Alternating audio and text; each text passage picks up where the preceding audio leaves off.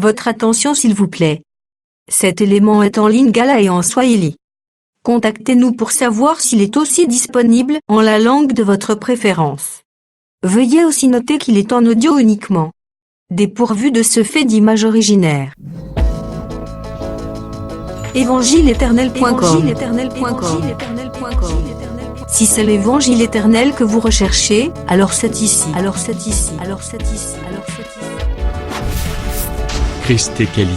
christequality.com.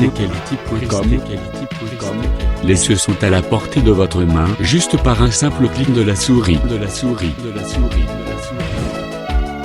La rubrique Pasteur et thème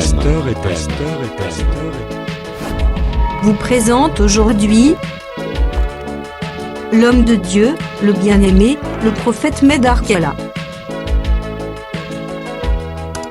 Recherchez-vous les enseignements du prophète Médar Kiala? Allez sur christequality.com/medarkiala.html. Les enseignements sont disponibles en texte, audio et vidéo.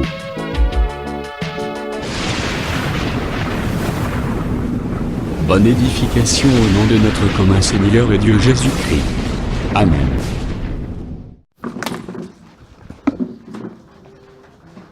Rosari tuloma reconnaissant epai na kolo Yesu Kristo. Tuko na hiyo shukrani kwa Yesu Kristo Parce que zali par sa grâce et par sa grande bonté que tu trouvé ce temps. ni kupitia neema yake na wema yake tunapata hiyo wakati Na mawana Nzambe na buluma bwa Mungu nde abongiseli biso bokutani oyo. yeye njo anatutengenezea kukusanika huku. Vraiment ceux qui tozwi temps ya koyoka la parole Kama tunapata wakati ya kusikia neno tolobaka ntango nyonso ke Yesu azwa lokumu. tunasema kila wakati Yesu apewe Parce sifa. que likambo ya kitoko tozalaka nango besoin tobikela. Mambo ya muhimu tunapendaka kuishi C'est la parole de Dieu. inakuwaka neno ya Mungu, Écouter la parole kusikia neno, et adorer le Seigneur, kuabudu Bwana, vivre cette parole. kuishi hiyo neno. Tozotanga Genèse chapitre 1, verset 1 à 5. Nasoma Mwanzo sura moja. Au commencement, Dieu créa les cieux et la terre. Mwanzo Bwana aliumba mbingu na nchi. La terre était informe et vide. Udongo ulikuwa wazi na bila Il y avait des ténèbres à la surface de l'abîme. kulikuwa giza juu ya shimo Et l'Esprit de Dieu se mouvait au-dessus des eaux. na juu ya Bwana litambala juu ya Dieu maji. dit que la lumière soit. Mungu akasema nuru iweko, Et la lumière fit. na nuru ikawa. Dieu vit que la lumière était bonne. Akaona nuru ilikuwa Et mzuri, Dieu sépara la lumière d'avec les ténèbres. akatenga nuru na giza. Dieu appela la lumière jour. Mungu akaita nuru Et usiku il appela les ténèbres nuit. na akaita giza usiku. Ainsi, il y a un soir Kulikuya magharibi, et il y a un matin, kulikuya asubuhi, ce fut le premier jour. ilikuya ni siku ya kwanza. Que le Seigneur a béni cette lecture, Tokofanda. Amen.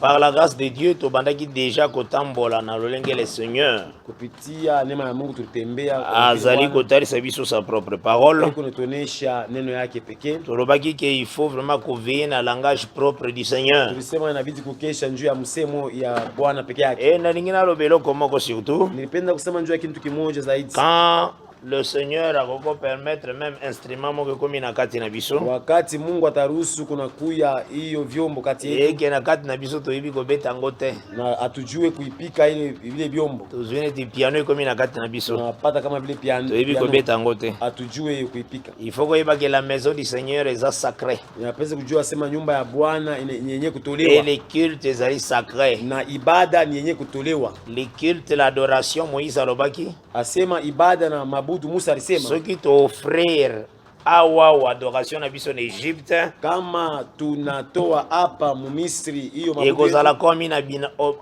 comme abomination pour les Égyptiens. itakuya kama vile machukizo kuba Wana watoto solo wa bango en Misri. Exode 8. Tunabeba mkutoka C'est kenda. que l'adoration aussi des Égyptiens est abominable pour les Juifs. Ni kusema kule kuabudu kwa Bamisri inakuwa machukizo kwa Bayuda. Qu'est-ce qu'il faut? Inabidi nini? Il faut toquer dans le désert Inabidi tuende jangwani à la rencontre du Seigneur. kukutana na Bwana. Paul tanga talaki yango Paulo wakati aliona à comprendre que le Seigneur a fait passer le peuple par les eaux et la mer.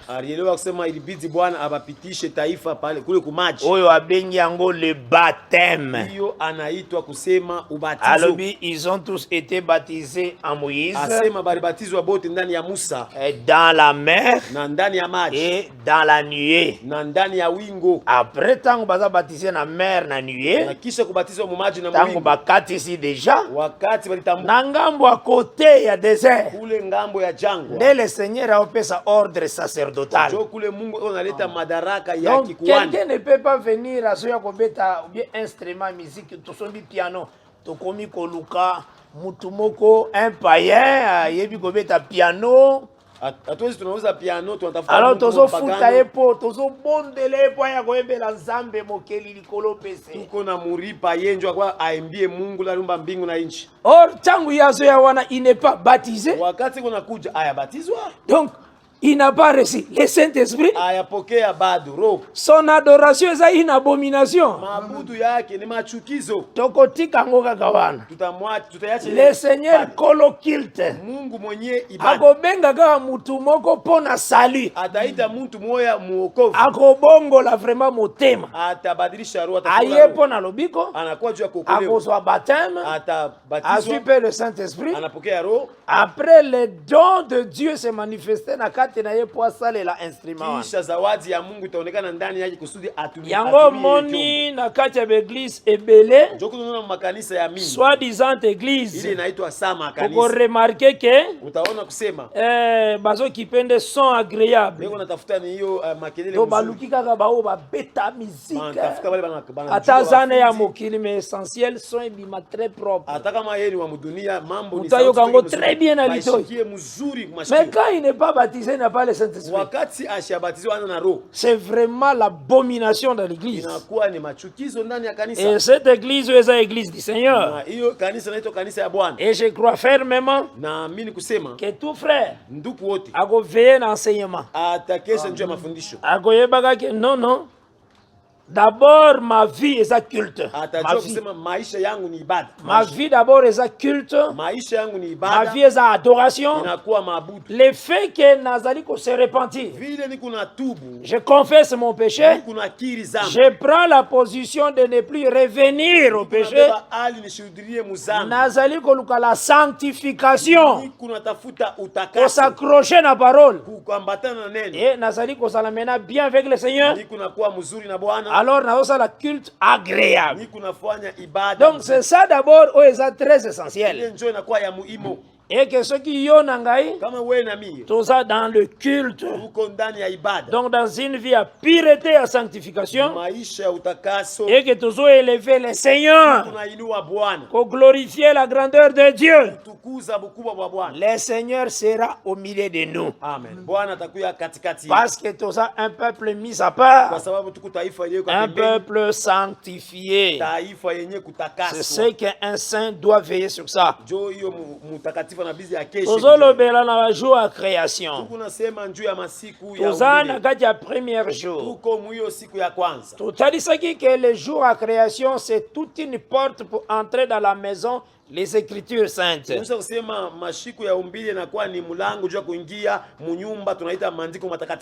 Donc, l'Écriture n'y a pas dans la Bible. Ils ont tiré racine na kati ba jour à création. Yango moni to bandaki d'abord kotalisa par la grâce de Dieu. Les eaux du commencement. Totalisaki que na kata création oyoyo. Nzamba kela mai te na kata création. Mais mai est la créature de Dieu. Ils ont créé avant cette création. Nde totalisaki pourquoi cela est ainsi. Na kati na koloba na biso tozaki ba base des Écritures saintes. Tozaki Proverbe 20 verset 5.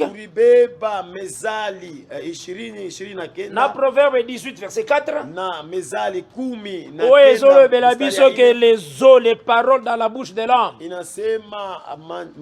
maji inakuya ni sont masemo, des eaux profondes. inakuya ni maji marefu. Et étant ici aussi les desseins dans le cœur de l'homme, Inaonesha pia matayarisho ce ndani sont ya des mtu. eaux profondes. Inakuya ni maji Et marefu. tous les cas qui aussi dans Psaume 33, Tulipita tunaenda mu Zaburi dans verset 10 à 12, mstari ya 10 mpaka on a 12. kotali ça clairement par la grâce de Dieu, Dieu akuonesha waziwazi kupitia neema ya Mungu. que Dieu a aussi ses propres desseins. Mungu anakuwa na matayarisho yake mwenyewe. Et tozwa qui aussi Ézéchiel 1 verset 24. Tulibeba Ezekieli sura ya kwanza mstari ya 24. On a bazo comparer la voix du Tout-Puissant Kule beko nalinganisha sauti ya wanguvu comparable aux grosses eaux.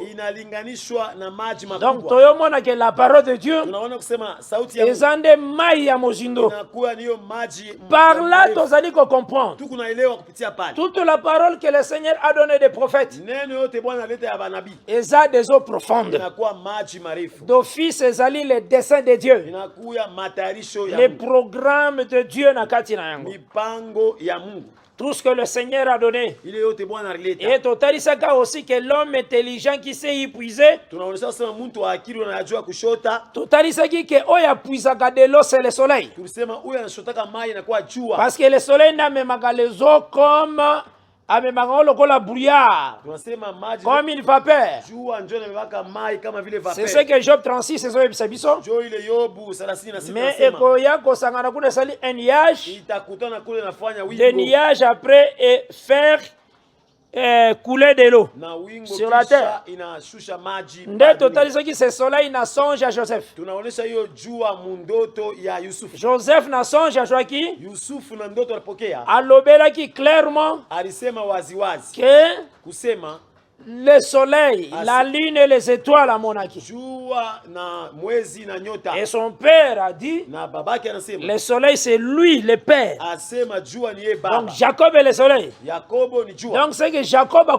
puisé de l'eau. Ni kusema Yakobo atashota mai Pour avoir kango quelque part na une terre. kusudi aitupe pa Nde tomonaki Jacob qui est le soleil. ndio tuliona Yakobo anakuwa jua. Azui de l'eau ezalaki Abraham. Alibeba maji ilikuwa Les Ibrahim. bénédictions d'Abraham. Mabaraka ya Ibrahim. Ayena Genèse 49. Anakuya À répandre en sur ses 12 fils. Mwanzo 49 anaimwanga juu ya watoto yake. C'était juste ça, totambolaki sur yango. Ilikuwa ni hiyo tulitembea nacho. Totalisaki que les eaux du début c'est Abraham. Tulionyesha maji ya mwanzo ni Ibrahim. Et na kati ya kotambola na biso, Na mkutembea kwetu tomonaki que na kati ya les eaux, tuliona kusema ndani ya maji il y a eu la terre informe palikuya bulongo babila et ardhi vide. na ubwawazi. Maintenant, toninga comprendre terre informe. Tulipenda kuelewa bulongo bwa bila ardhi. Là, tokendaki na Psaume 139. Tulienda Muzaburi À partir du 139 verset 14, à verset 18. mstari ya 14 mpaka 19. Là, tomonaki clairement Tuliona waziwazi que soki mwana nana botami te, kama mtoto bado et hayazaliwa kazali dans les reins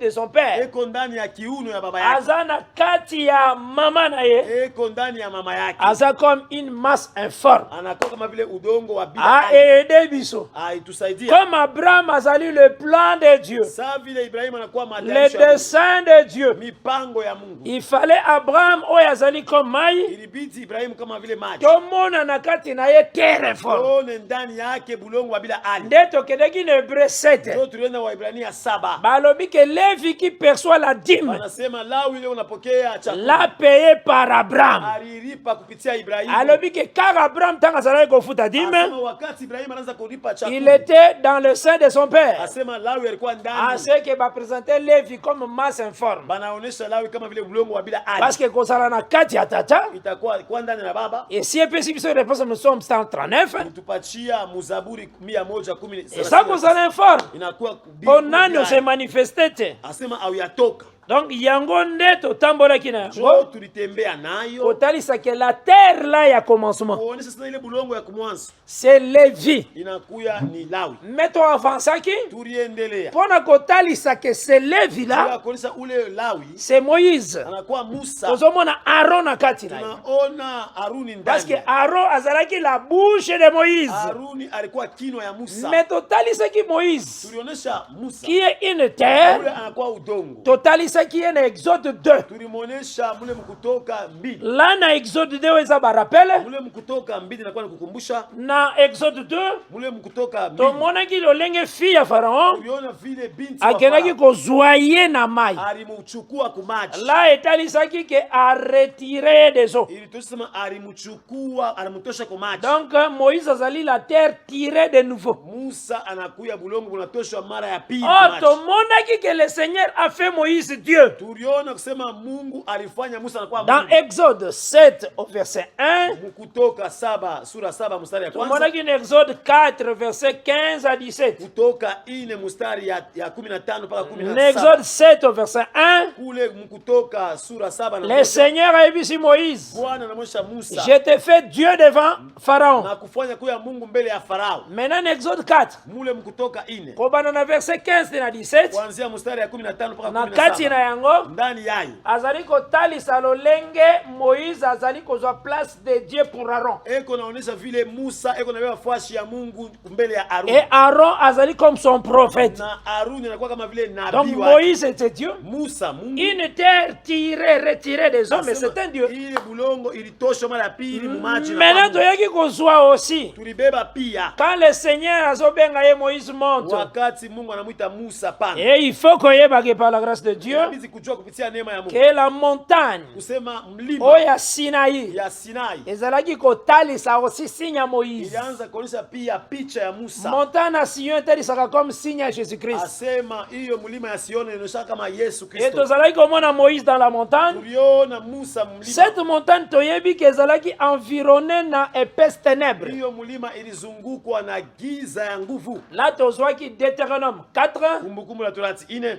les versets 10 mstari ya 10 à 12. mpaka 12. Kuna balobaki ke montagne ezalaki na épaisse ténèbres. Wanasema mlima ilikuwa na giza mnene. Ezalaki na molili makasi. Ilikuwa na giza mnene. Mais montagne ezalaki kozinga nde la terre. Ilianza njoo kuficha bulongo. Ezalaki kobomba tout un Dieu. Ilianza kufichika Mungu mzima. Ezalaki kobomba Moïse. Ilianza kufichika Musa. C'est ce que nous avons dit. Njoo ile tulisema. Nde totalisaki en réalité. Njoo tulionyesha kwa ukweli. L'écriture nyonso toza na yango. Maandiko yote tuko nayo. C'est comme une terre informe. Inakuwa kama vile bulongo bila hali. L'écriture nyonso Maandiko yote jusqu'à l'arrivée du Christ. mpaka kukuya kwa Yesu. Ah, eza terre informe. Inakuwa bulongo bila hali. Donc tant azo utiliser des prophètes. Wakati anatumia manabii Mais l'obscurité asema giza ezokende ti na croix. inaenda paka kumsalaba. Parce que le Seigneur ayaki comme Dieu parabolique Kwa aussi. sababu Mungu alikuwa kama Bwana alikuwa kama Donc vile Nzambe Mungu tango mzima. ayaki Wakati Mungu alikuwa ayaki na lolenge ya kobomba maba comprendre ye na Israel te po yo bika. alikuya muali ya kufuchama kusudi Israeli ashimwelewe juu wewe ukolewe. Yango Luc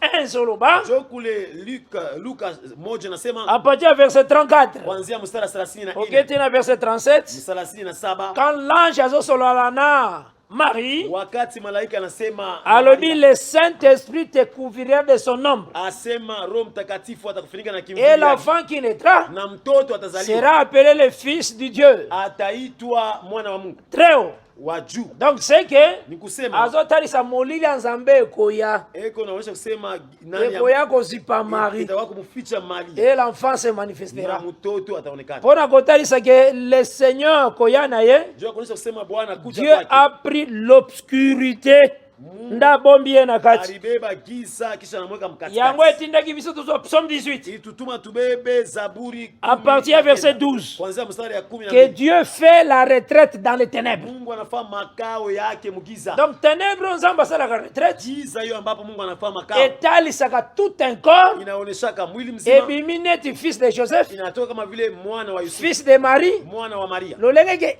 Israël a comprendre tout. Vile Israeli asikuelewe, Alors totalisaki yango. tulionesha hiyo. Donc na kati ya koloba liboso, Na mkusema totalisaki vraiment que tulionesha kusema toutes les paroles des prophètes, masemo yote ya manabii c'est comme terre informe. iko kama vile bulongo wa bila hali. Et na insistaki boye. Na milikazisha kusema Tango bazoloba vide. wakati wanasema wazi, Elingo talisa le temps oyo bazalaki kovivre. inafaa kusema wakati wanaanza kuishi. Dans le temps où bazalaki kovivre, Huyo wakati wanaanza kuishi, les hommes ne recevaient pas le Saint-Esprit en eux. bantu bapanze kupokea Roho Mtakatifu ndani yao. Mais ba prophète bazaki na Saint-Esprit. Banabii walikuwa na roho. Parce que ba prophète bazaki dans la foi. Kwa sababu banabii walikuwa muimani. Mais bazaki na temps ya loi. Balikuwa mwakati ya sheria. Donc il faut y avoir différence ango. Inabidi ujue ile achanisho. Donc tana bango wakati ya Moïse ya Musa. 2 Corinthiens 3 et Lobaka, la parole n'était pas dans les cœurs. Et Lobaka, la parole est écrite dans les tables de pierre, sur les tables de pierre. C'est dans cette alliance que l'esprit menait dans les cœurs. Dans cette alliance, l'esprit et toute chair a recevoir l'esprit. Donc, le prophète Bazalika, elembo ya Kristo na kati ya un peuple. Banabii balikuwa alama ya Kristo katikati ya taifa. Mais le temps nyonso bazalaki wana wakati yote balikuwa pale. Ezalaki kotalisa informe, donc Nzambe vide, donc Nzambe azakufana na kati na bango te. Ianza kuonesha wazi Mungu ashikwanze kukala katikati yao. Donc kofanda dans leur cœur. Kuikala ndani ya mioyo. Le Seigneur azakufana na kati ya peuple te. Bwana ashikwanze kukala ndani ya mioyo ya taifa. Là tosionaki. Pale tutembea. Totalisaki que cette alliance. Tunaonyesha kusema hiyo agano. Oyo Nzambe apesaki na Sinai. Hiyo Mungu aleta ku Sinai. Eza environné de l'obscurité. Inazungukwa na giza. Donc bona kotalisa mena que la lumière soit na yango. Akonisha kusema nuru iwepo yayo. Yango nde tozwaki Jean chapitre 16. Jo tulibeba Yohane 16. Parce que na chaque étape à ténèbres, kwa sababu kila kipande ya giza, il faut tomona étape aussi à que la lumière soit. Tuone kipande ya nuru. O ezo chasser ténèbres wa. Kunafukusha giza hiyo. Maintenant nde totalisaki que ténèbres eza na Sinai. Jo tunaonyesha sasa hiyo giza ilikuwa ku Sinai. Et ozala chasser na Saint-Esprit. Inafukuzwa na Roho Mtakatifu. Na alliance oyo tozana ngo na église. Muyo agano tuko nayo mkanisa. Le Seigneur alobaki bo na Jean 16. Bwana alisema hivyo mu Yohane 16. Verset 12. Mstari ya 12. Je lis au nom de Jésus-Christ. Amen. J'ai encore beaucoup de choses à vous dire. Nikuna bintu vya mingi ya kuelezea. Mais vous ne pouvez pas les porter maintenant. Hamutaweza kubishika sasa hivi. Quand le consolateur sera venu, l'esprit de vérité, il vous conduira dans toute la vérité. Car il ne parlera pas de lui-même, mais il dira tout ce qu'il aura entendu de moi, tout ce qu'il aura entendu, et vous annoncera les choses à venir. Il me glorifiera, parce qu'il prendra de ce qui est à moi, et vous l'annoncerez. Or, ce qui est à Jésus, c'est la loi, les psaumes et les prophètes. Tout ce que les prophètes ont dit, ils ont parlé dans le sujet à Christ. Le Seigneur, le Saint-Esprit, peut annoncer bino. Donc le Saint-Esprit ekoya kofongolela bino le tabernacle. Le Saint-Esprit ekoya kofongolela bino comment Israël a marché dans le désert. Eko fongolela bino parfois apologue de Jotam, parabole à Jotam. Eko fongolela parfois vie à Ézéchias. Donc nyonso eza na kata ba prophète. Le Saint-Esprit ekozwa yango po éclairé. C'est ça le rôle du Saint-Esprit dans l'église. Et ça la capacité makasi. Mutazolo bakaza na Saint-Esprit. Mais il ne comprend pas la loi. Or, rôle à l'immotion Saint-Esprit, c'est prendre ce qui est à moi et vous l'annoncer. Donc, le Saint-Esprit faut sa jeunesse, après ça yoango. Le total dit que maintenant dans l'église c'est que la lumière soit. Qui veut dire que le Seigneur a opé sa biso explication il y a écriture sainte. Et ton monde qui encore terre mususu zaki na obscurité. Là total isaki terre total ici. Comment l'obscurité est rené sur cette terre? Place nini to tirer yango que obscurité moko ezaki sur terre? Et ça par rapport à Apocalypse 18. Bolandanga malam awa. À partir d'Apocalypse 18, parce que tant que nous sommes mutu foza na capacité ya ko convaincre par rapport na becriture sainte kaka. Wakati kunazungumza na mtu kwa na uwezekanifu ya kumuhakikishia Oyo na lobaki okenda kolobaka teke frère Kiala lobaki. Ile nasema hapana kwenda kwambia mtu ase ndugu Te lobaka il est écrit. Sema tu Et je crois. Na mimi naamini. Ce qui est écrit. Vile vinaandikwa. Au témoigner les Écritures. Moi aussi étant frère, je crois ce qui est écrit. Parce qu'un bon frère doit croire à la parole. Apocalypse 18 à partir du verset 1. Tina verset 2. T'allez le kotozo remarquer. Après cela, j'ai vu descendre du ciel un autre ange. Nous lisons toujours au nom du Seigneur Jésus-Christ. Amen. Qui avait une grande autorité. Remarquez. Et la terre fut éclairée de sa gloire.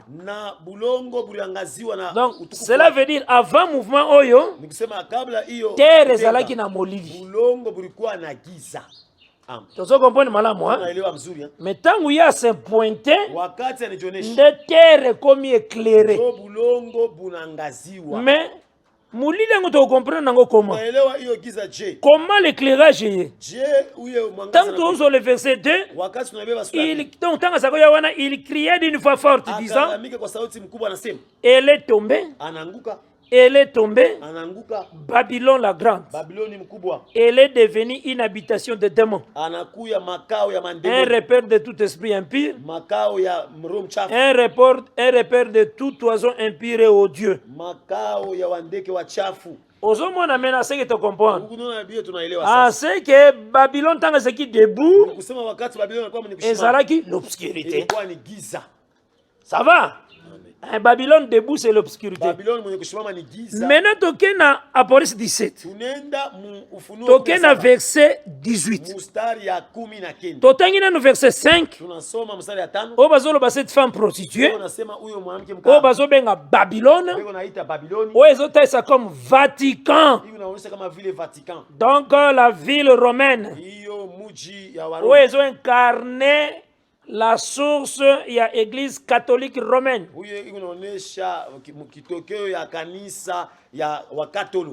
Donc nous parlons ainsi parce que nous savons que il y a nos frères qui sont aussi dans la captivité là-bas. On a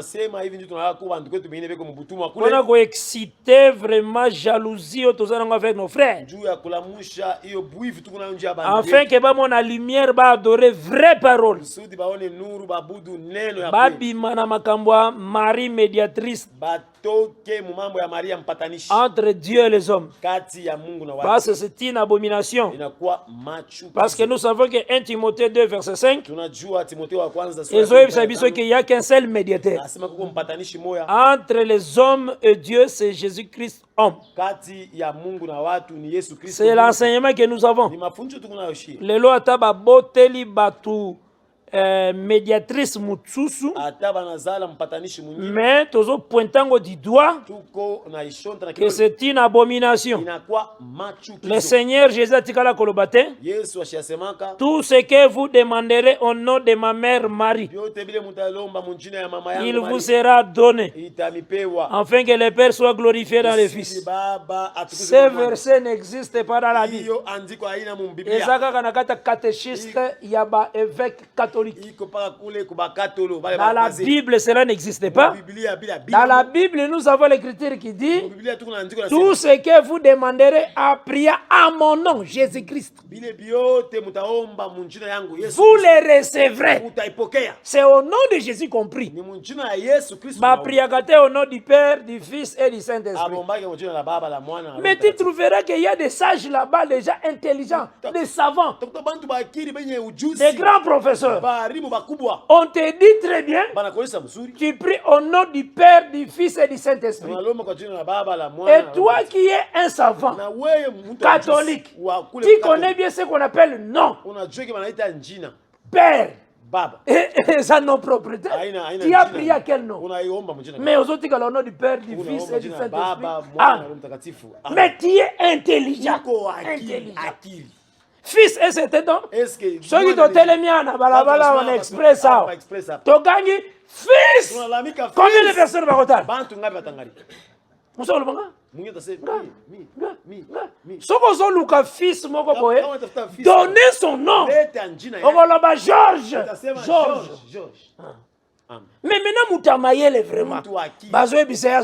J'ai pris au nom du Père, du Fils. Baba Pesi a ta comboté. Mais il accepte cette vie.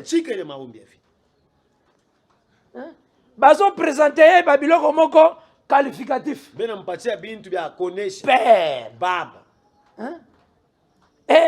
Et fils. Saint-Esprit. Mais il faut prier au nom Anna. Au nom du Seigneur Jésus-Christ. Mais il faut que biloko wana tito ko kende. Tito ke enlèvement et ko changer te. Et pour ce que changer Bible baby. Batunde bako bimaka. Na ba doctrine ya mabewa. Mais yango moko e ko changer te. Nde tozo remarquer awawa. Na verset 5. Il y a Apocalypse 17, sur son front était écrit un nom, un mystère. Babylone la grande, la mère des prostituées et des abominations de la terre. Donc, abomination, nous sommes sur la terre. Et Zana maman na yango, catholique. C'est ce que la parole de Dieu déclare. Donc, abomination, nous sommes Hezbollah, Basala. Oh, terroriste. Nous sommes Basala. Bazana maman na bango. C'est catholique. Ozomona bazuluka barab. Bazana maman na bango propre c'est catholique.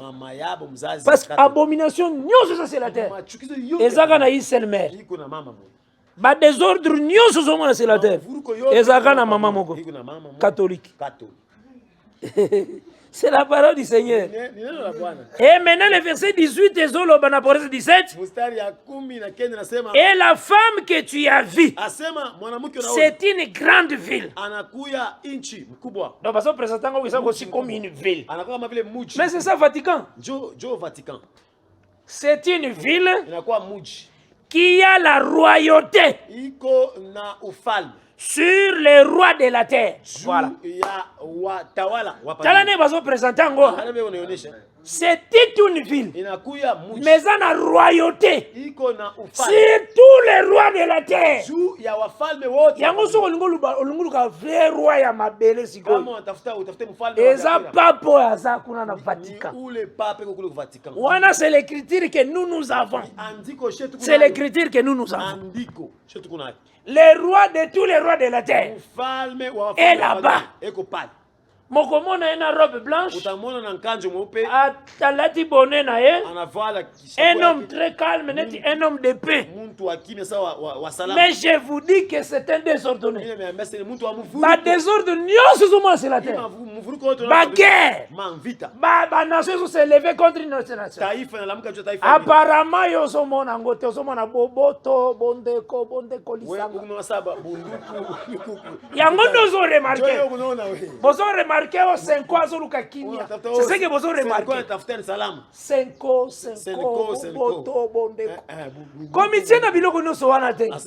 Oya ko bela ba tension pamba. Tikala na vie ya bonzambe. Tika bango ba s'aventurer na ba michezo ya beaucoup. Yo sambela kaka nzambe. Oyo nyonso ko ya c'est la terre ya. Mais yo zo sala mobembo no kitoko. Ozo c'est la Jérusalem dao. Bakombo tolombo kawana te frère. Mutakombo kolombo kontiwana azate. Ule mtu akunyang'anya ile utawala. Na yo kitoko. Muji ya safi. Bo continue malamu. Hiyo utawala. Mutakombo tolongo azate. Anako akunyang'anya. Ozola na malamu? Il faut savoir ceci que autant il y a Isaac. Wakati ya Isaka. Ezaki ta sécheresse. Ilikuwa wakati ya nakata pays de Gerar. Nchi ya Gerar. Mais Isaac asemaki. Isaac alipanda. Azwa au centuple. Alipokea mara 100. Mais eta ya mboka ezalaki sécheresse. Ali ya mji ilikuwa ni kipwa kauka. Oza ozui tango ya Eli. Unabeba wakati ya Elia. Likole kangamaki. Asema mbingu. Mendaka viva Sarepta ezangaki eloko te. Nyumba ya Sarepta amkupuse. Ne pense pas que vino akobonga. Hapana eza tangu bakonome tel ni wakati watamweka tangu tel akozala soki na president nde yo bongi kobongano eza nde Christ Jésus. Faites attention. Yo lokolo za na Christ. La Bible déclare, il dispose même tes ennemis à ta faveur. Ata mutu aboyi. Soki nzamba bongise liyo kofoswa mbongo. Okozwa mbongo non pas po mutu aboyi, mokozwa kaka. Okofuka melaka mutu te na mabelao. Yo kofuka melaka ka Jésus Christ. Pe okopambola mana nyonso. Parce que c'est lui qui donne la graisse de la terre. C'est lui qui donne aussi la rosée du ciel. Donc il y a ma belle na ya likolo yenda pesa kayo. Donc yo komitungisaka tate. Ondi magake oyo zamba bongisi pona yo. Okosimba yango.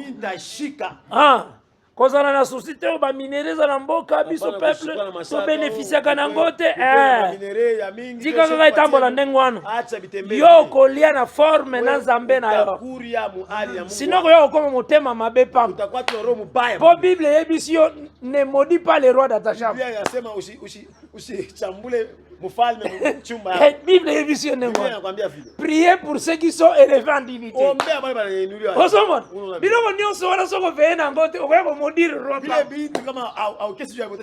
kwa nini ozoyoka pasi neloko boye longwa kuna yo talela nde Nzambe kolo soka alingo tombolo akotombolo. Tu sais que Nzambe atombola Joseph par un songe. Explication songe. Atombola Daniel n'explication songe. Donc forme nyos. Akoki kotombola. Asala ke dossier moko ya mabe bota manakati ya royaume Assyrie. Anafanya mambo mbaya fasike mule mfalme Asuria. Mais Mardoché nda comprendre. Mardoché ndio aliolewa. Mardoché a dénoncé programme balinga bo maroi. Analalamika ile mambo usema barifia kuwa mfalme. Mais roi récompensé te elegande ngwana. Mfalme asimupatie. Mardoché atika kosambela te. Asikwanze ko. Ayeba ki boyeke. Aliwa kusema. Dieu fait toutes choses bonnes en son temps. Mungu afanya kitu kyote kizuri donc c'est ce qui ayeba ki. Njoo ndaliyo. Mais le temps marqué. Asema wakati. Oh babongisi po babo Mardoché. Hiyo baritengeneza njoo bamuue bamalize. Nzamba zangisi mena roi pongi. Mungu anamkosesha mfalme. Roi ke iko contrôler ba mikanda nyonso. Anaenda kwanza kuangalia mabita. Azui mukanda moko mukanda wana zaki na lisolo ke balingaka ba bombe période moko me mutu moko abikisa kaye kombo neza Mardoché juif. Abeba kitabu kile bananzika. Donc roi pongi sili. Ye wana abandi. Abandi. Tia komi wana. Anafika pale. Anangalia. Likambo iselema na bosa na vraiment. Na récompense mutu. Kumpatie muntu zawadi. Nda bengi ennemi ya Mardoché. Anaita adui. Alibi mubengela na Amani. Asemumuite Amani. Amana ye. Amana kuti. Abatuni Amani. Bana mulisa. Muto yo Nzamba linga sadani. Roi lingo sala bolamu. Ule muntu mfalme anapenda kufanyisha bizuri. Akuko sala bolamu la olengeni. Anapenda roi lingo sala bolamu. Atamfanyisha je. Maintenant Mardoché nakata motema nani?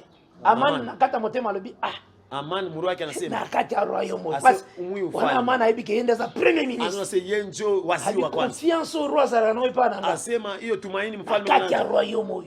Nani lisusu nani mwingine tena? Habi feza la kanga. Asema paka mimi. Lokola ibeki feza mutu amilinga ka frère na ibisi. Mutu amilinga ka. Mutu anapendaka sana. Mutu amilingaka. Mutu analipenda. Maintenant bi mutu e roi linga honoré. Muntu mfalme anapenda kwa bakozwa punda ya roi batabeba azozwele kwa lokumu wa roi bakomatisa ye donc ayibiki kozala nde ye anonse takwa njo ye bakobanda kokumisa ye bazolo batala moto yo roi a honoré atomboli beko nasema mwangalia batambusa ye na mboka nyonso bana mutembesha mucho yoka roi mfalme asema omoni nyonso lodi asema biote bino kolongola te usitoshe takintu sentinelle wana unaona ule nzamu puisie wana ule nzamu sala ngoli kolona ye fanya njuu yake bibi. C'était son temps. C'est Dieu. Donc, et embrouillaki Amani le premier ministre. Maintenant, il faut soit mouton, il y a ça qui est rankin. Si Dieu dispose de la voix de quelqu'un, ce qui s'en dimi mouton, ata ennemi, akokita. Donc, Amani a ça qui ennemi. Mais, Azui, trône, atomboli, Mardoché ennemi naye anabeba enzi maintenant batindi yeke il faut tambola naye anze kutembea naye naye. ministre tambola na wisi Waziri mkuu anatembea na nzamu. nzamba yeba ko humilier pe ko élever Mungu anajua kushusha. c'est là que balance so atomboli koto Kwa ko kipimo akinua huku unashuka. donc maintenant amana banolobaka tala muto nzamba to Sasa angalia mtu tala muto roi tomboli angalia mfalme anainua. wana bato zokumisa bato Bantu weko na amana azotambola na Mardoché anatembea na Mardoché. frère biloko wana komona yango neti ba histoire Ushona sasa ni maarishi. zwakango comme vie Beba sasa vile maisha. vie elingi koloba nini Maisha ndio sasa. quand il lit Wakati unasoma. ntango ozocroire Wakati unaamini. Dieu peut faire ça na kati na yo Mungu anaweza kufanya. C'est ça la Bible. yako. Jua Biblia. les écritures saintes ekeseni na balivre nyonso Maandiko matakatifu yanachana na mabitabu yote ya maisha. balivre nyonso eza balivre ya histoire ezorelate bamakambo eza na force te Aina na nguvu. mais la Bible ezoloba Biblia inasema. l'évangile est une puissance Sema injili ni uwezo. pour quiconque croit Kwa yoyote anaamini. donc même si naza na libala nabotaka te hata kama niko mundu wa shizalaki. ntango nazomona Rachel aboti Wakati naona Rakeli. ntango natangi Wakati na ntango na croire Wakati na est une puissance inakuwa uwezo. nakobota Mimi nitazala. c'est ça ekeseni na balivre Inaachana na mabitabu yote. donc yango ezali l'aujourd'hui Inakuwa ni uleo. ekozala te moto olobi nga vraiment narataki soki nazalaki na lerge eza yaki mbele na bika mais lokola nakomi na ntango si aleka déjà donc makambo na yo ntango oyo ezaka histoire non jusqu'à ce jour Jésus continue à guérir. Amen. Mpaka leo Yesu Il continue à guérir. eko natunza. Il pardonne les péchés. Eko nasamea Il relève les gens. Eko nainua. Azo restaurer ma vie à gens. Eko nafanya Jusqu'au jour. mpaka leo. Osomon. Donc c'est que tozo ko comprendre maintenant molili yango. Tukunaelewa ile giza. Cette ville est comme roi. Inakuwa kama vile mfalme. Des rois. Wa Donc azo dominer ba roi nyoso te. Anatawala wafalme wa. Or yé moko ça comme ténèbres. Yeko sa vile giza. Donc tous les royaumes donc ça comme ténèbres. Ima ufalme wote unakuwa kama vile giza. C'est ce que Seigneur nous comprend. Ndio inabidi wewe uelewe. Yango moni tangu. Jean zomona makambo. Jo utono wakati Yohane kondona ye mambo. Yana alobaka ke Nzambe. Mungu. Apese biso loka kitoko sa parole. Apimela bato ebele parole.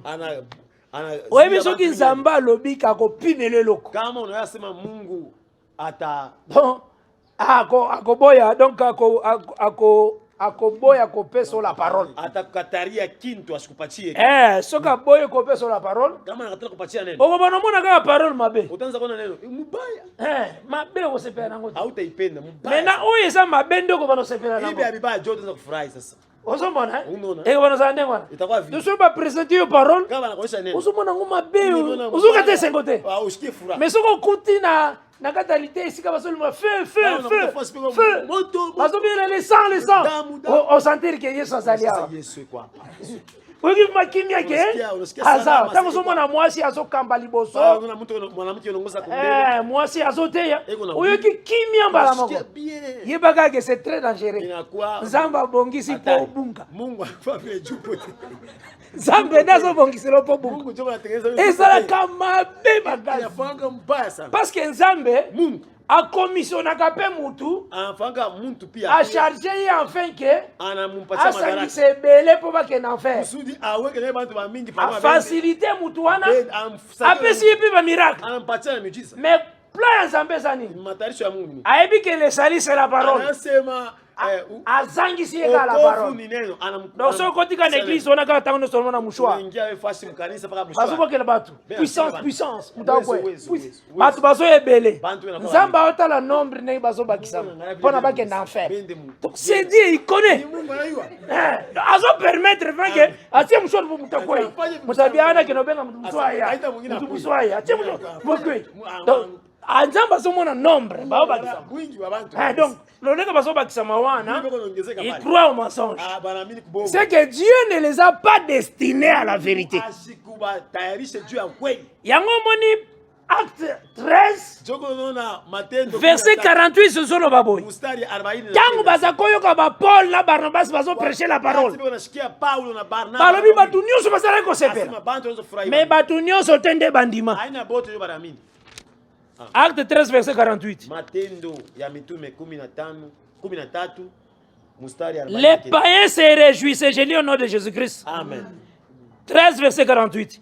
Les païens se réjouissaient en entendant cela. Wapagano walifurahi wamkusikia hiyo. Ils glorifiaient la parole du Seigneur. Balitukuza neno ya Bwana. Et tous ceux qui étaient destinés à la vie éternelle crurent. Na wale wote walitayarishwa kwa heshima ya milele bali. Donc batu nyonso bazosepela. Bantu wote wanafurahiwa. Mais batu nyonso tende bandimi. Haina bote banamini. Ozola na malama so ba mususu bakomo ina tamango balibia nasema kama pamba tokene na ngambo na biso kuna ya ba pharisien kule kwa farisayo totika ba Paulo tuache ba Paulo donc ba oyo ba yaki kondima après tanyo so wana ce sont les gens prédestinés donc tango yo oko croire na parole wakati wote amini kunene ezate ke makasi na yonde sali kondime la parole non c'est une grâce frère. Le Seigneur fait grâce pour mutapusa. Yango totalisaki boye ke l'obscurité oyo couvrir la terre. Ezo bengama comme ba puissante nation. Yango soko zui Apocalypse 17.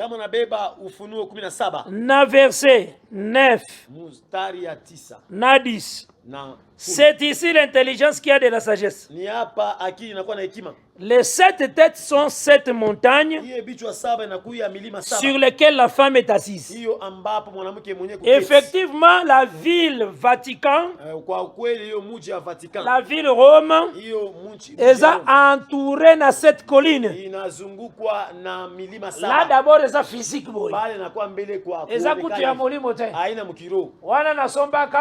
livre moko na bibliothèque ya ba catholique ngai na somba niruza kitabu kimoya mu bibliothèque eza livre ba comment l'histoire romaine banandika historia ya Kirumi eza livre histoire ba pesa ngo cours na 5e na 6e littéraire na commercial banalitaka yo mafundisho mu 5e littéraire na 5e commercial na kati nango bazalaki kolobela sur balobela ka pe sur empereur romain ndani yao banasemanga njuu ya bale ba oyo pe bazalaki kodiokola aussi ba chrétien bango moko bazo témoigner contre eux-mêmes zamba tindi bango ba bimisa ba livre Mungu anabatuma batoshe mabitabu wenyewe beko nachudia njuu yabo wenyewe la kuna ba cité même ba kombo ya ba colline wana ezo ko entourer ville na bango Vatican bango moko donc kolo akomisi bango bo benye Mungu anabafanisha banjiki bo benye osomona Yesu akomisi bango alors tant on a les gars na télévision émission wakati nilipita mu na tangeli bangala bi oyo nazo yango na bibliothèque na biso asema hii ni bibliothèque yenu mujuu na pese bango tempo eza kuna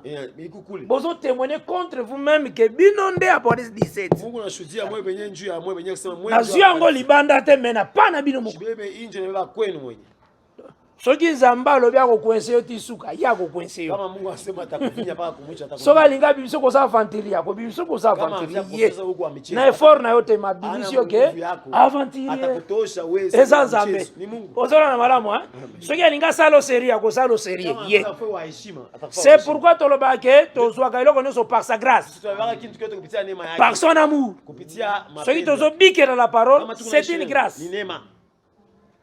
Ah, on va continuer le verset 10. Ce sont aussi 7 rois. 5 sont tombés. Alors 7 rois oyoyo etalisaka ba royaume.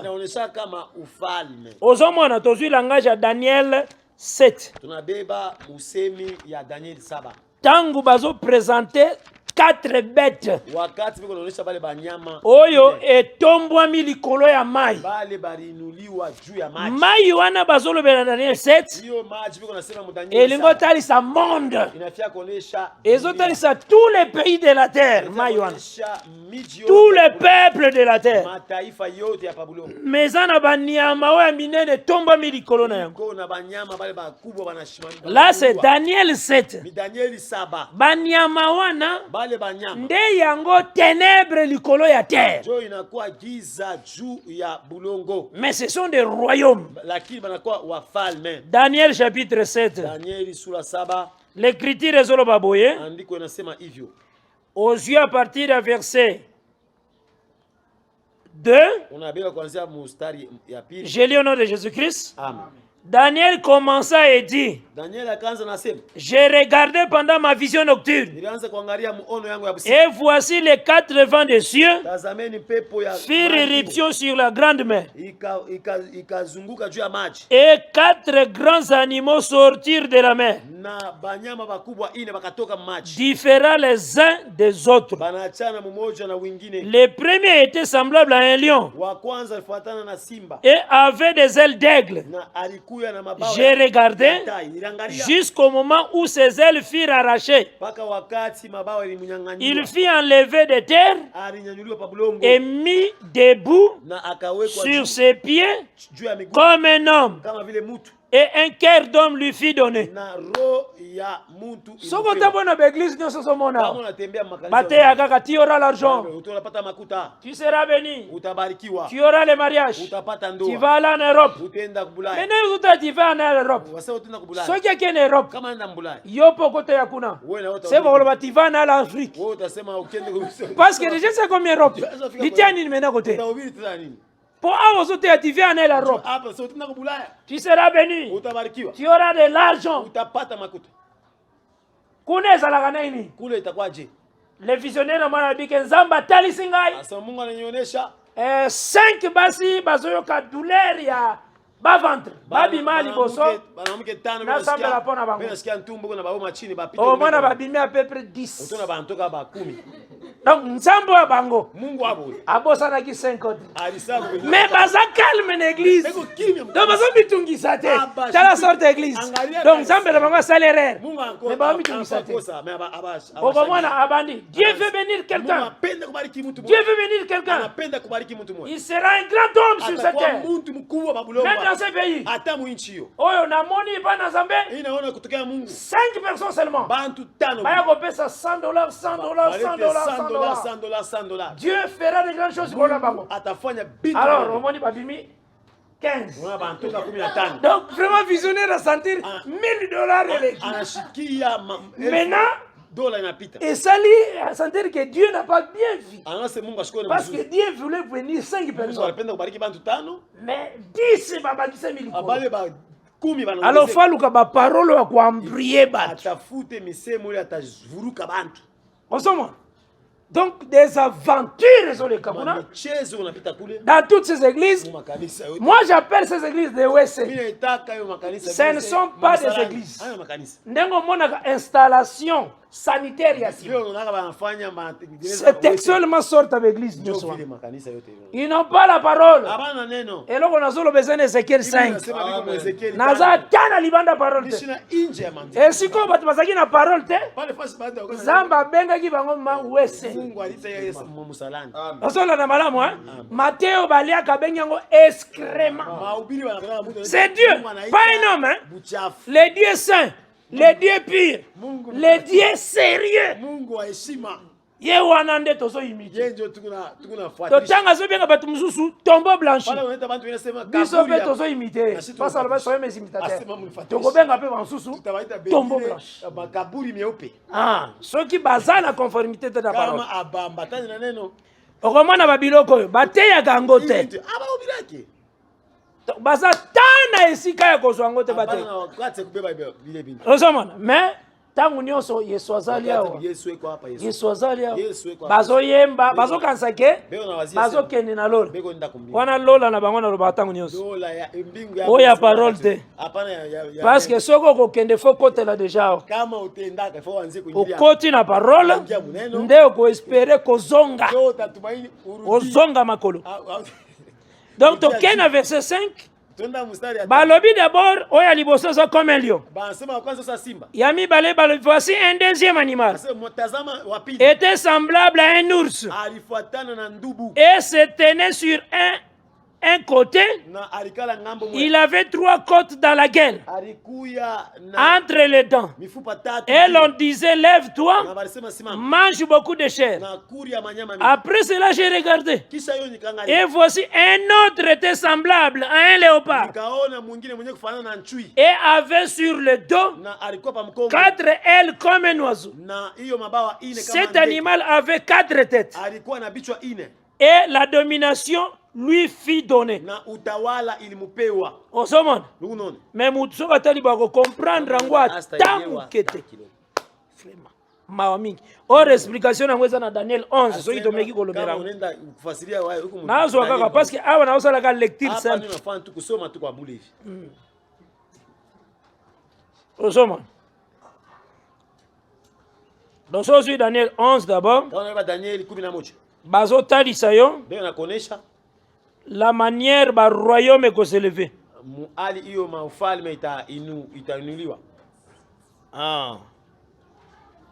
Verset 5. Mustari ya 5. Le roi du Midi deviendra fort, mais un de ses chefs sera plus fort que lui. Et sa domination sa domination sera puissante. Au bout de quelques années, non, tous on a Daniel 8, c'est mieux. Daniel 8. Total, on a Daniel 8, simplement et clair. Daniel 8. Total, on a Daniel 8. Et le Biboy. Verset 21. Le bouc, c'est le roi de Java. Roi de Java, donc roi à Grèce. La grande corne entre ses yeux, c'est le premier roi. Donc roi Liboso, il y a empire grec, et Alexandre. Les 4 cornes. Au moins, il y a 4 cornes. Il y a 4 têtes. Hein? Les 4 cornes qui se sont élevées pour remplacer cette corne brisée, ce sont 4 royaumes qui s'élèveront de 7 nations, mais qui n'auront pas autant de force. Donc, Bazota, il y a 4 têtes. Oyezana verset 6. Va présentant comme 4 ailes, comme un oiseau. Cet animal avait 4 têtes. Dans verset 6, il y a Daniel 7. Et la domination lui fit donner. Et ça après Alexandre. Royaume naye. Et katamaki en 4. Et bimaki comme 4 royaumes.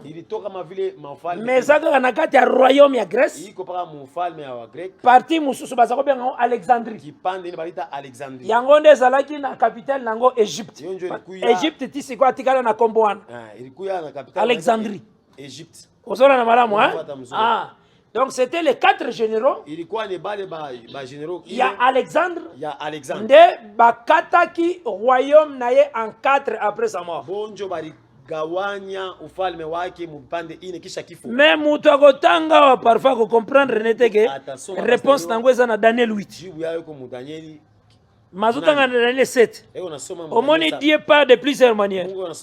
Kuna lobeli yango mena na forme ya bouc. Hein? Mais oyo aza na corne moko. Corne s'est brisé comme 4 cornes. Mais awa na Daniel 7 a présenté en forme ya une tête. Après 4 ailes. Et na 4 cornes yo bima après. Et après cela, j'ai regardé, verset 7, pendant mes visions nocturnes, et voici, il y avait un 4e animal, terrible, épouvantable et extraordinairement fort. Il avait de grandes dents de fer. Il mangeait brisé et il foulait aux pieds ce qui restait. Il était différent de tous les animaux précédents. Il avait 10 cornes. Maintenant, ce qu'on verset 15, il y a Daniel 7. Moi, Daniel, juste l'esprit troublé au-dedans de moi. Et les visions de ma tête m'effrayèrent. Je m'approchais de l'un de ceux qui étaient là. Et je lui demandais de me révéler la vérité quant à toutes ces choses. Il me répondit et m'en fournit l'explication. Ces 4 grands animaux, ce sont 4 rois. On a soit langage à baroi. Osola na malamu, hein? Babengi royaume kombo roi. Ça va? Ah, yangone n'engaina sur la bino. 4 rois qui se lèveront sur la terre. Faites attention, quand on dit 4 rois, wana il ngolo ba royaume. Est-ce que tu na malamu, hein? Ah, mais ba présentant comme 4 rois. Voilà. Nalingaki nazwande langage oyoyo. Yangone même langage oyoyo ange ayebisi agent l'Apocalypse. Alobi les 7 montagnes sont 7 rois. On se comprend maintenant, hein? Maintenant comment on a roi boyete on a kotanga 7 rois. Hérode, César, Alexandre, 4 rois terre. Baroi on a balobi na Apocalypse 17. Ezotali saba royaume. Tosoka na malam? Nde balobi na leur gens aux prophéties. Balobi 5 rois sont tombés. Donc en réalité 5 royaumes c'est l'équipe. Effectivement ce que tu temps Jean Zagozo au Apocalypse. Roi wa zalaki na leur wana. Vous comprenez dans le roi. Royaume Zago régner na temps wana. C'était Rome. Hein? C'est qui César, Auguste, mais avant Rome, ezalaki na Grèce. Pourquoi Grèce? Avant Grèce, ezalaki na Médo-Perse. Pourquoi Médo-Perse? Avant Médo-Perse, ezalaki na Babylone. Pourquoi Babylone? Avant Babylone, ezalaki na Assyrie. Pourquoi pia Assyrie? Avant Assyrie, ezalaki na Égypte. Pourquoi pia Égypte? Yangonde yota isa 5 rois. Donc Rome azaneti 6e na temps wana. 5 sont tombés. Donc 5 c'est les kaki. Ils ont dirigé le monde. Mais na temps wana maintenant, c'était l'empire romain qui dirigeait le monde. Mais maintenant qu'est-ce qui se passe-t-il? Zamba annonsaki. Mungu alitangaza. Ah, bankambo eza côté de belé. Mambo ya kubiri njeko ya mingi. Ndio nalobaki c'est belé. Ndio nasema kwa ya mingi. J'ai toujours fait la prière que le Seigneur m'aide. Mina ombaka zaidi Mungu anisaidie. Asunganga vraiment. Anisaidie. Ora nako akosakola sango.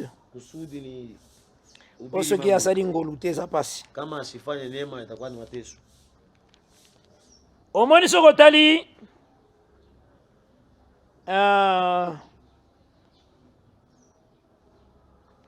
Otali le verset 3. Kama unaangalia nazotia mwa baksa moko nazotombolela bino pona kote yango.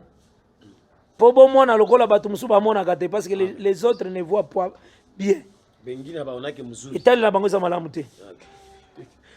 Na verset 3 Apocalypse 12. Un autre signe parit encore dans le ciel. Apocalypse 12. Et voici, c'était un grand dragon rouge fait, ayant 7 têtes et 10 cornes. Et sur ses têtes, 7 diadèmes. Omoni awawa, ba diadème eza likolo ya mutu. Hein? Eza likolo ya ba 10 cornes, ça va? Toujours kana? Maintenant, aux yeux Apocalypse 13. Verset 1. Puis j'ai vu monter de la mer une bête qui avait 10 cornes et 7 têtes. Et sur ses cornes 10 diadèmes. Et sur ses têtes des noms de blasphème. Donc ekozala na enseignement mobimana kote ya kaka sur ces deux passages. Itakuya na mafundisho mkubwa Mouvement ya ba diadème. Hiyo hali ya mataji. Donc euti d'abord na ba etiami likola ba tête. Inawekwa pa bichwa. Maintenant na Apocalypse 13 maintenant etiami likolo ya ba corps. Mufunuo 13 inaweka juu ya. Mebaki awa nazoteya kaka kotalisa ke kotombwama na bango nyonso na mabele ba royaume wana ezotalisa molili. Nasema kunyanyuliwa kwabo ile ufalme wote c'est ce qu'il faut sim. Giza jole napenda ushiki. C'est ce que nalingaka natalisa d'abord. Napenda nikuonesha hiyo tu. Et puis nazui langage oyoyo. Kisha nabeba usemi hiyo. Pona kotalisa boye que je kuonesha kusema les 5 qui sont tombés, Eza Égypte, Assyrie, Babylone, Médo-Perse, parce que Médo-Perse c'est un royaume moko, Grèce, nde se kweyaki. Mais ezaki temps ya Rome comme 6e roi.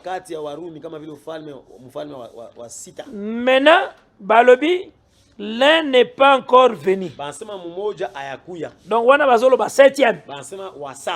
Ozora na malam balobi 7e mwana ka akoya a la paix de temps. Paix de temps est langage à Bible. Le Seigneur ebisa biso je reviens bientôt. Bientôt ngo se kokisi ba 2000 tozoke. Bientôt on est moi paix de temps.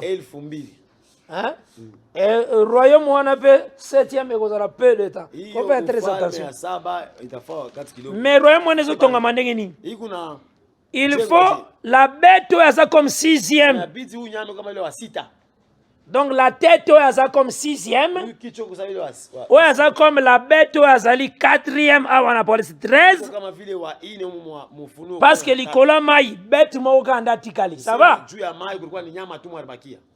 Il faut azala blessé. Il bidi aumizwe. Ko blessé na ye. Kumizwa kwake. Elingo talisa liwa. Inafia kuonesha kopanzana. Kifo kugawanyana. Parce que balobi l'une de ses têtes ezali blessée. Bansema mumoja ya biso yake ili. Or na Apocalypse 17 ba tête wana c'est tout un roi. Asema mu Ufunuo 17. Mais na yoka na ba groupe de prière. Sikia mule mu kunja. Na 1982 obotama ki déjà 1982 non.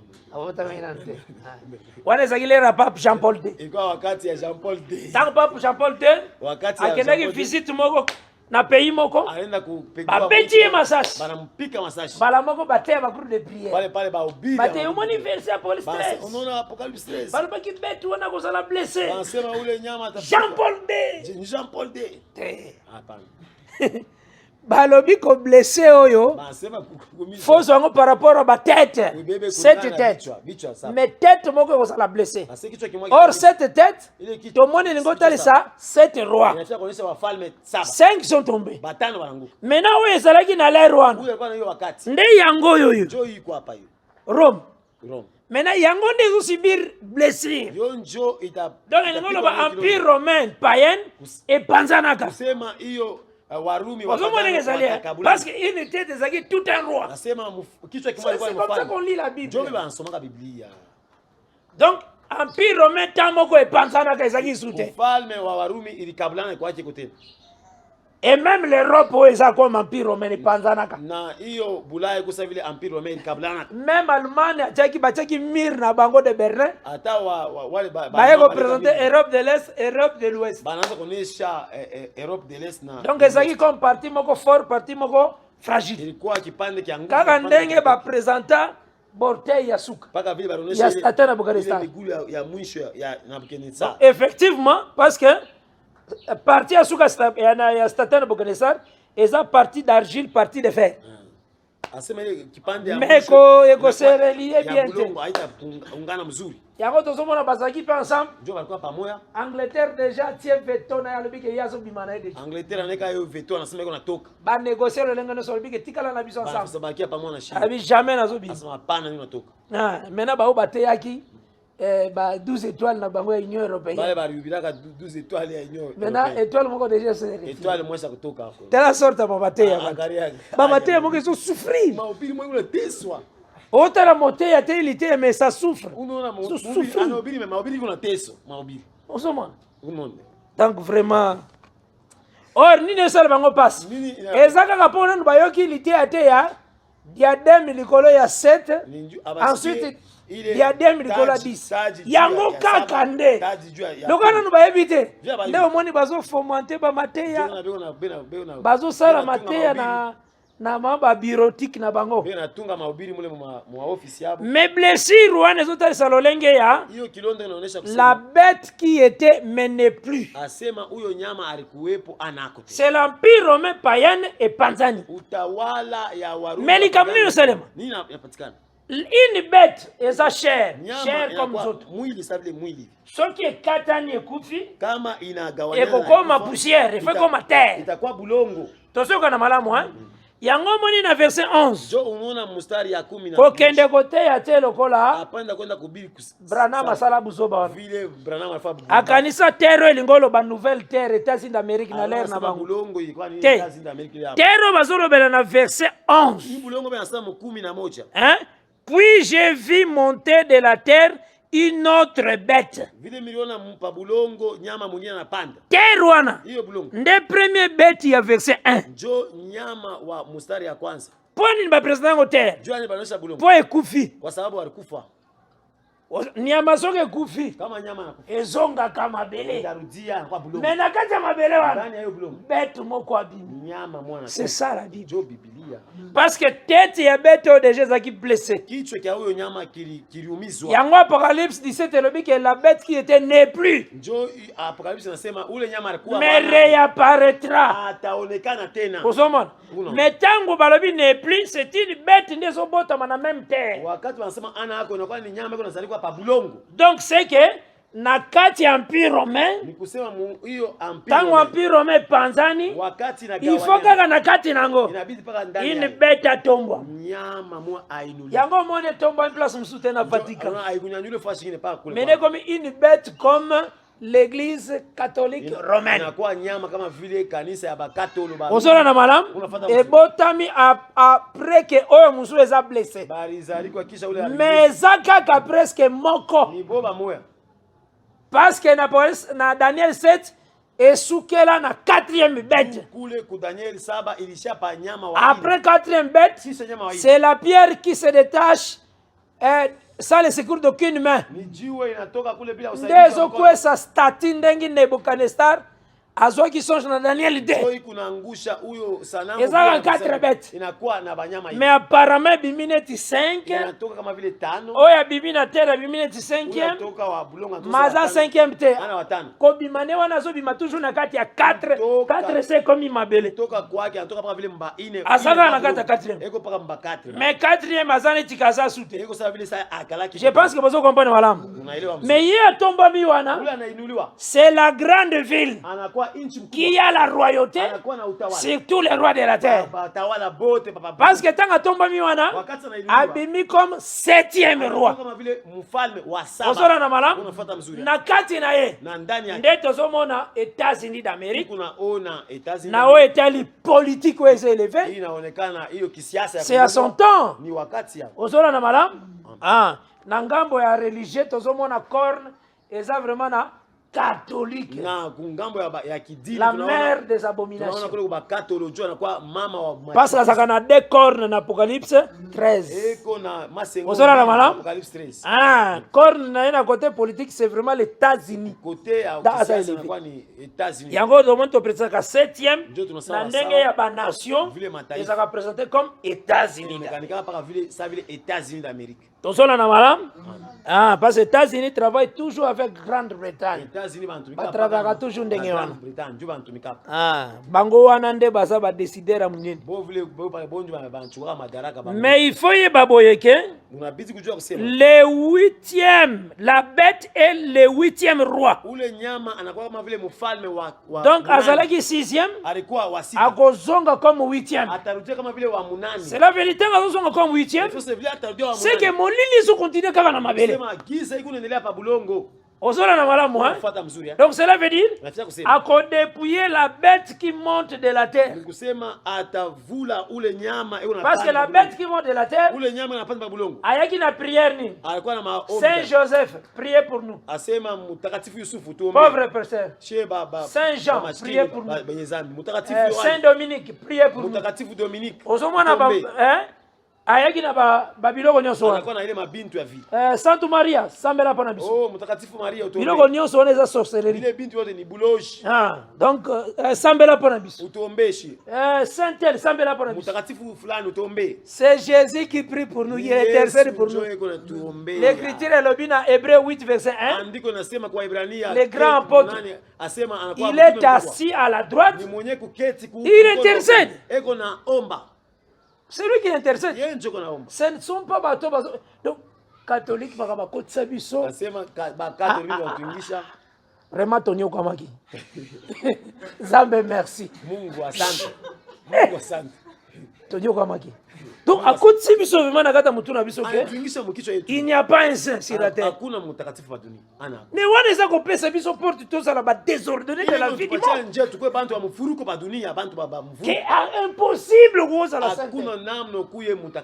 C'est ba koma onga kasoki okufi.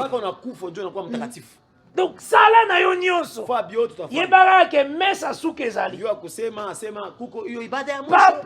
Pasteur curé ya paroisse. Ule curé wa parokia. Ou bien vicaire. Au vicaire. Akoya kotia dernière onction. Déjà azo préparer pour na messe ya nani yo.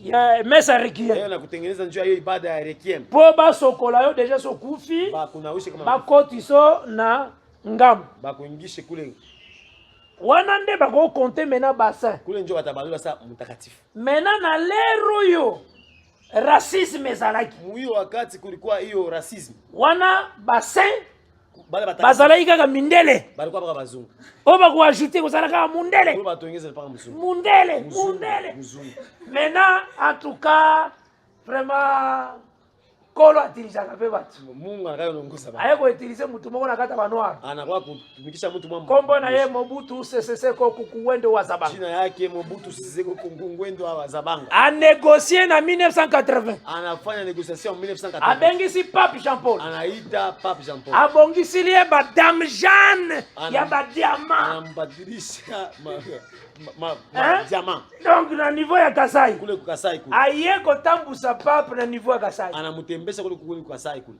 frère ndugu Papa a trouvé qu'en tout cas il faut peut-être proclamer saint moko na Afrique tone mutakatifu mwingine mko Afrika nde ba proclamer Anuarit Nangapeta sainte jo bana panga sa Anuarit Nangapeta maintenant jour on a batendre micro devant Mobutu wakati banampatia kibuyu Mobutu alobi eh ben Mobutu anasema sikoyo quand même hapa sasa tozalaki na bassin ba mindele tulikuwa na batakatifu bazungu mais sikoyo quand même nous nous réjouissons hapa tunafurahi parce que les noirs aussi bayushi bakomi quand même na sainte Anuarit Nangapeta. Vous comprenez? Donc babakisi sainte noire après bayo bakisa kizito moto ya mbanda kasoki ya Equateur ile muntu wa Equateur kule kana kumbanda na bakanja lisusu banongeza bakanja ozomona dutelanga bavantir ba osala ba mchezo donc bango nyusi baza boye baza ba sainte abana batakatifu mais c'est qu'ils ko exposer batu ikuna weka bantu mwata donc muto komona ki na mibatela déjà sango sa te kinga déjà tango za boye okotikala ka kozala bosanto kwa utakuwa mtakatifu vraiment tala na so inga okufi ndeki bosanto ebanda jo mtakatifu bonanza or Bible solo bana Hébreu 9 inasema wa Ibrania 9 après la mort vient le jugement kuna kwa ni hukumu tu comprends mais tala matin nyoso wana eza molili ile mahubiri yote ni giza mais balobi 20 wana banasema hiyo tous les rois de la terre ombisa wafalme wote hapa dunia bego na ikuno tango mona ka ces rois là de la terre unaona bafalme facilité ko boma ils savent que na seboy sans até asema hakuna mtakatifu ils savent banayua c'est tout un enseignement ni mafundisho ozola na mala unafuata mzuri tango nazaki na internat wakati nilikuwa kule internat basango bazo expliquer clair bien bale ba bapadri oyebi unaonesha makambo wana ya Adam Eve unajua mambo ya Adam na Hawa eza mite Adam na Eve baexista te. ilikuwa ni maarishi abakuyake Tala. uno Nani azo enseigner oyo esengeli ya enseigner la justice ule na terre anafunza ule azo wanga na Genèse eko na kana Genèse kape tangu ndazoko nazo ibakaki masolo exista te mezaka neti kaka ba masese ba parabole kaka mwa lisolo moko basala mambo mwabe wanasemaka tu. Tu comprends? Quel enseignement bazo pesa ba mafundisho kanili na leta osoma. Donc toutes ces choses eza molili inakuwa giza. Et yango les mêmes vins ba melisi partout. Asema njo hiyo vinyo moya bananusha bantu. Et c'est pourquoi le Seigneur njo kwa maana Bwana aloba il va juger sévèrement les gens qui prêchent. Alisema atahukumu kwa nguvu bahubiri. Bao bazo ko kaba vin. Bale vin donc l'enseignement la parole. Bale beko na leta mafundisho neno.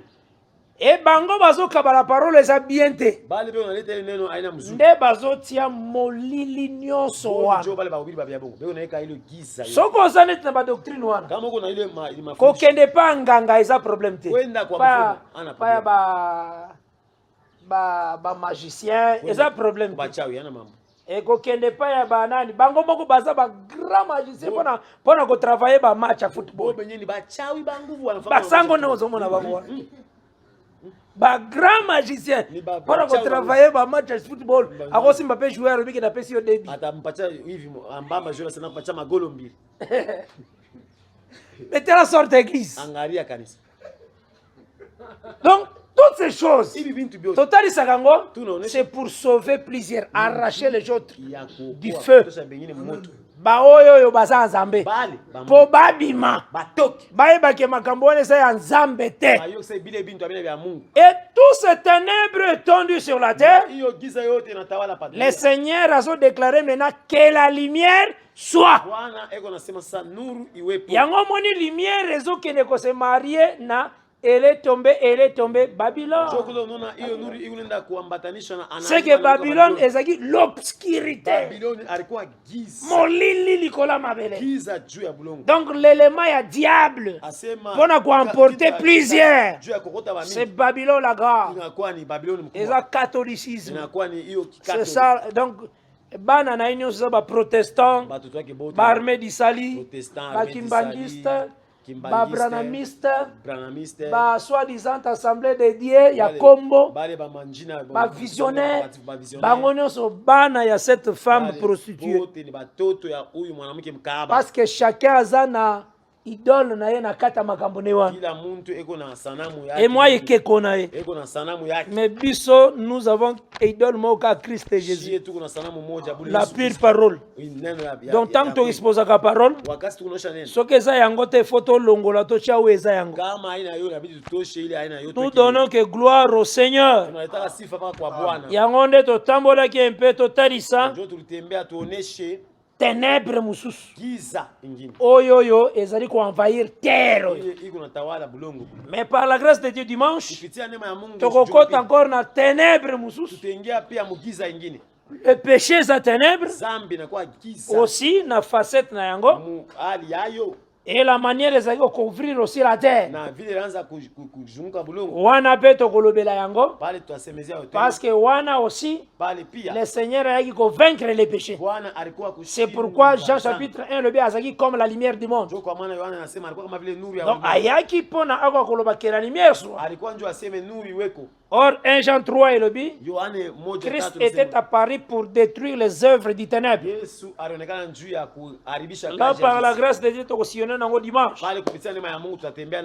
Ces choses faut boyebisaka bato ebele bayebango. Parce que bato musu baza ba ignorant. Ignorance aujourd'hui Dieu doit tenir compte de. Mais quand le temps est à la consommer, Dieu condamnera les ignorants. Il condamnera aussi les incrédules. Parce que il faut y Natan nde balobaka Dieu sans tenir compte tant d'ignorance. Mwi wakati wanasemaka Mungu Azobenga mutu a se repentir. anaita muntu atubu. Mais après yango, Kisha hii wakati soko kufi bongo, anakufa vile. yebaka yake tie condamné. Ndio kusema Mungu atahukumu. Parce que soko zaki nzambe il faut parole comme le. Kama ulikuwa wa Mungu inabidi neno. C'est ce qu'il faut toyebisa batu. Ndio inabidi tuambie bantu. Ba comprendre la parole. Baelewe neno. Ba simba la parole de Dieu. Bashike neno ya Mungu. Que la paix du Seigneur Neema ya Bwana. ezali korona moko na moko. Salama ya Bwana kwa juu ya mmoja na En mwingine. tout cas, je vous aime au nom du Seigneur Jésus. Merci d'avoir suivi ce message et que Jésus-Christ vous bénisse. Si vous avez une question à l'intention de l'homme de Dieu, si vous voulez que l'homme de Dieu prie pour vous, si vous voulez vous confier à l'homme de Dieu, ou si vous voulez tout simplement bénir l'homme de Dieu, contactez-le directement si ses coordonnées sont disponibles depuis sa page. Sinon, contactez-nous et nous lui transmettrons vos préoccupations. N'oubliez pas de faire un tour à notre page évangélisation pour voir en quoi vous pouvez vous rendre utile à Christ par cette œuvre. Que Dieu vous bénisse tous. Amen. ChristQuality.com. Les cieux en un clic de la souris. Évangile-éternel.com, le site de l'évangile éternel. Christ et Quality Fondation, équilibrer la manne ramassée dans le désert de sorte que chacun ait un maire.